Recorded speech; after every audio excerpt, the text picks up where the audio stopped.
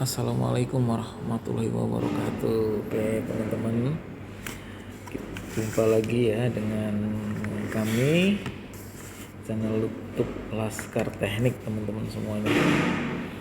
Oke, kali ini kita akan bahas mengenai mikrometer ya teman-teman, outside mikrometer atau mikrometer luar teman-teman. Nah, kebetulan di depan saya ini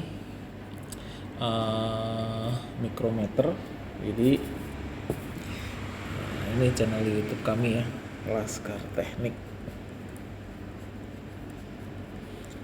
channel YouTube yang berbagi informasi mengenai ilmu-ilmu keteknikan ya, sama-sama belajar teman-teman semuanya.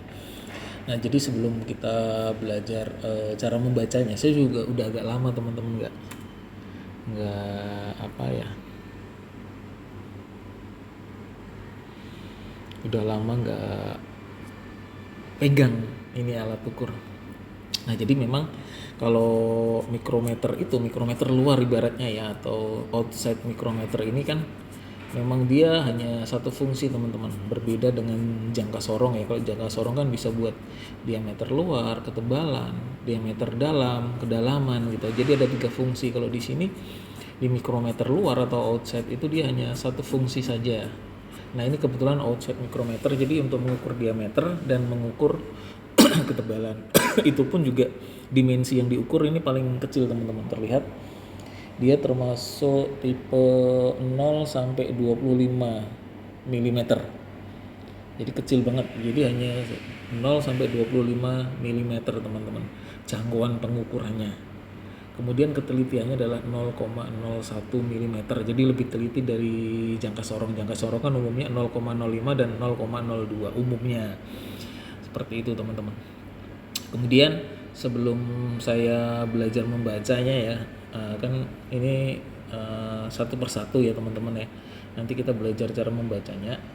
Kita belajar dulu bagian-bagiannya teman-teman. Jadi yang umum itu adalah spindle. Ini adalah spindle teman-teman. Spindle itu kan secara umum berarti dia keluar masuk ya, keluar masuk.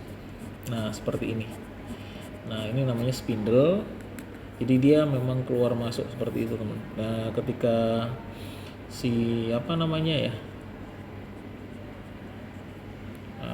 istilahnya rasetnya ini kan pegangannya di sini, karena kan dia ada kayak semacam bergerigi ya, kartel. Jadi kan buat muternya biar nggak licin. Nah, seperti ini teman-teman.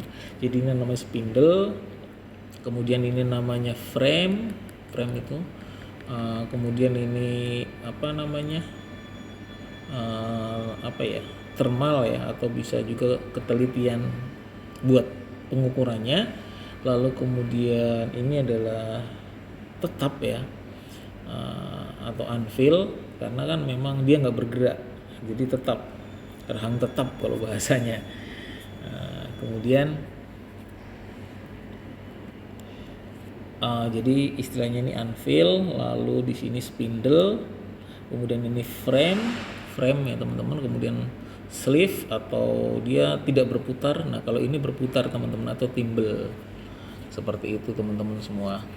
Kemudian dia ini buat pengunci atau lock nut ya. Nah, tadi saya ulang tadi, berarti mulainya dari sini lah, ratchet. Ini buat kalau udah mentok itu pengukurannya, ratchet ya. Kemudian ini kan tadi gergerigi atau kartel atau kenurlit. Jadi ya kalau muter biar nggak kasar seperti itu. Kemudian ini timbel, jadi dia ikut muter teman-teman. Nah, ikut muter.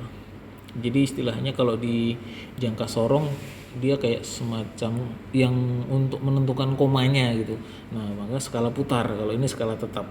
Jadi dia memang tidak bergerak. Atau sleeve. Kemudian ini nut itu buat ngunci. Nah, kalau udah seperti ini dia nggak bisa bergerak teman-teman. Nah, oke. Kemudian tadi saya sampaikan ini frame, kemudian ini spindle, kemudian ini anvil, kemudian ini zero ya, atau zero gyro screw. Ini bagian gyro screw, tapi sih jarang ditanyakan. Biasanya yang sering ditanyakan itu ini anvil, karena dia tetap tidak bergerak, maksudnya tidak muter. Kalau ini muter ya, namanya spindle kan muter. Kemudian ini frame, kemudian ini pengunci atau lock nut, kemudian rang apa ya istilahnya, sleeve atau dia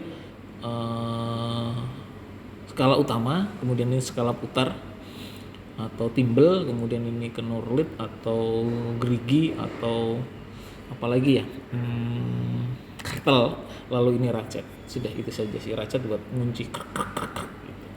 Seperti itu teman-teman. Jadi ini outside micrometer, ketelitiannya 0,01, kemudian dimensi pengukurannya adalah 0 sampai 25 mm.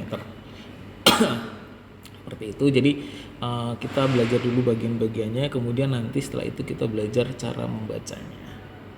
Demikian outside micrometer, mudah-mudahan bermanfaat. Terima kasih.